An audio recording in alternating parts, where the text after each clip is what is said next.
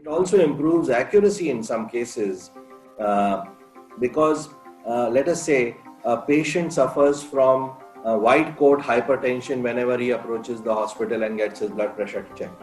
But if he's made to check the same blood pressure at home in a proper manner, then these errors also can be reduced.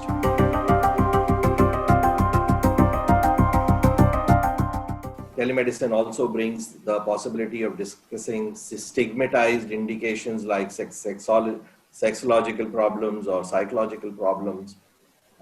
It also improves accuracy in some cases because, let us say, a patient suffers from white coat hypertension whenever he approaches the hospital and gets his blood pressure checked. But if he's made to check the same blood pressure at home in a proper manner, then these errors also can be reduced. For doctors, other than the points which you said, excellent points you all made, I think there is waiting room pressure also, which gets reduced, and the cognitive load will become reduced once we have the provided, once we have healthcare records, list of allergies coming to him at the click of a button. Maybe increased revenues and patient loads also. From the payer's point of view, there are less costs as well as arm's length prescribing. E-prescribing systems should be standardized.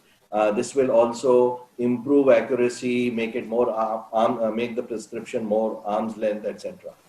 And from the government's point of view, the shortage of doctors and nurses and overloading of some doctors and or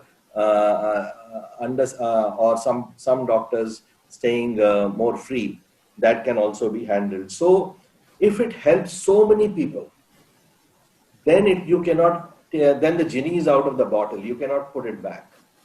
I am reminded of the only instance like this I can see where everybody is winning was when Henry Ford brought his assembly car assembling system. So the worker benefited because the work hours came down, wages went up, the customer benefited because the prices came down, the manufacturer benefited because the profits went up. So all of them benefited. Then you cannot turn such an omelette back into the egg.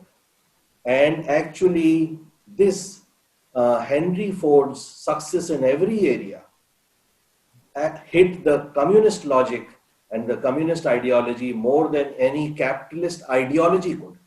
So I think telemedicine's time has come, and it can be really utilized, as you all made it very clear, that it should be seen as a continuum and seen what part of the healthcare will it take to home, what part of the healthcare will stay in the hospital, and what part of the healthcare may come to smaller units of healthcare which are distributed through the urban tissue.